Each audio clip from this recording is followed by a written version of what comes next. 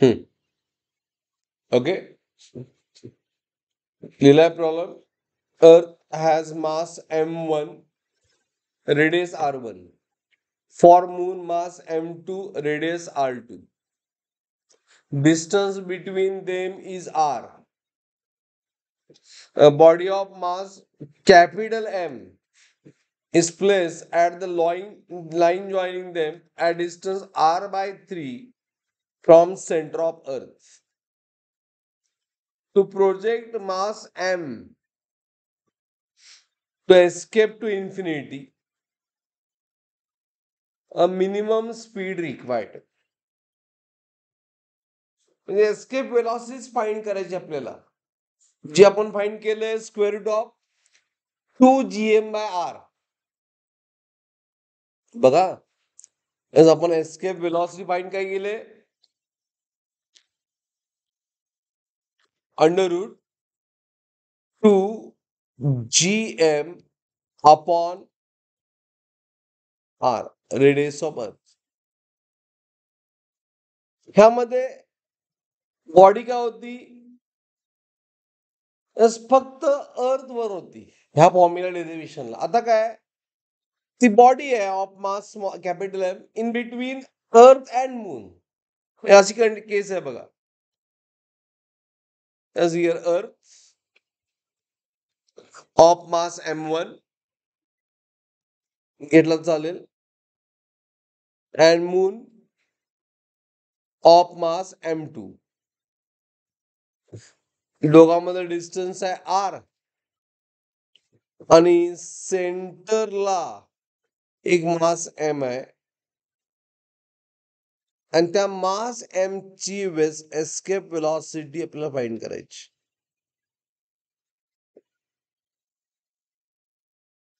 Okay, to bring to infinity.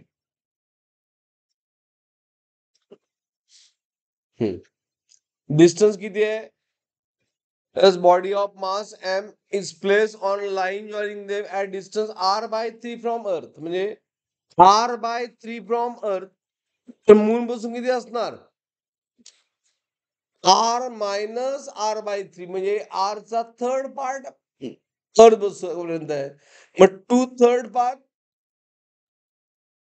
Moon पासून. Understood. आणि आपल्याला इन्फिनिटीला न्यायचं आहे जिथं टोटल एनर्जी 0 असते.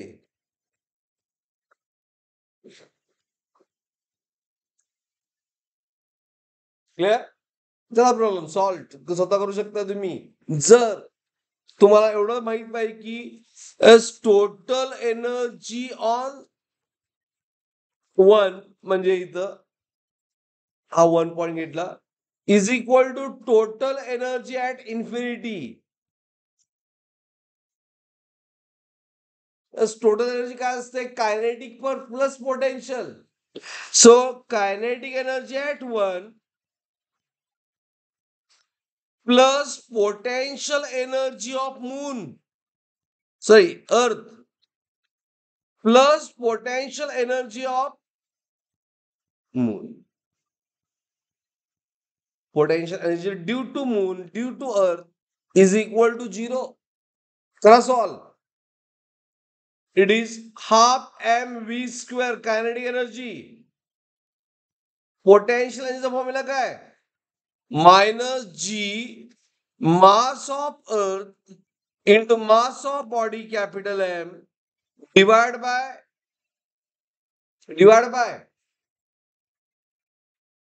distance. Distance किती आहे, r by 3. It is r1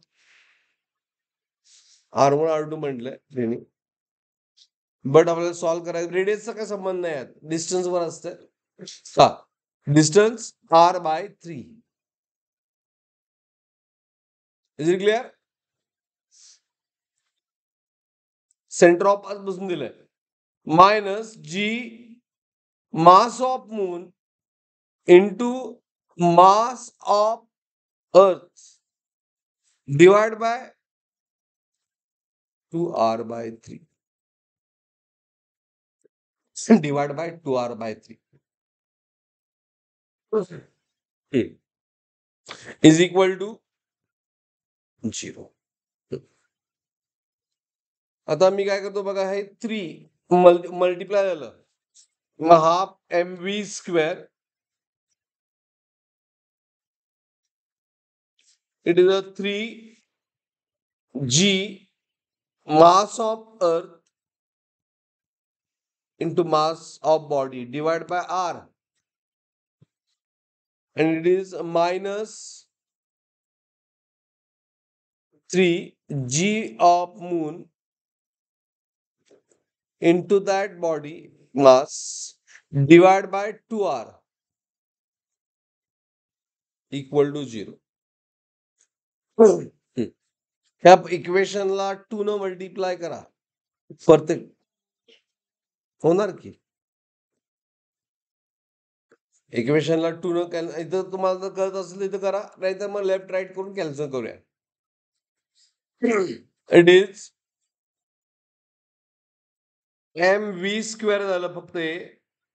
आता हे मायनस या दोन गोष्टी 2 न मल्टिप्लाय केलं तर it is how much, minus 6gm into small m divided by r, and इथं राहिलं फक्त 3gm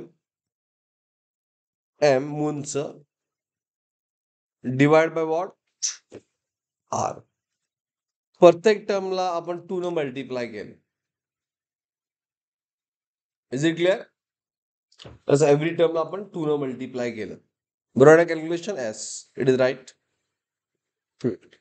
आता mv स्क्वेअर काय आलं बघा या साईडला, 6gmm g mass of earth, 6g mass of earth into m by r plus 3g mass of moon into m divided by r. as प्रत्येक टर्म मधलं m गेट कॅन्सल. आता आपल्याला सॉल्व करायचं आहे.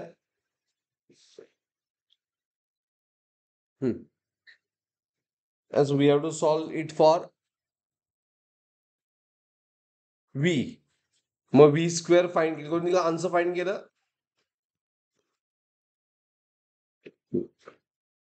तर m1 6g जर मी common घेतलं, बघा जरा लक्ष द्या, m द कॅन्सल झालं, 6g बाय r कॉमन घेऊया. 3g घेतलं तर इथं राहिलं 2चं काय ऑप्शन आहे?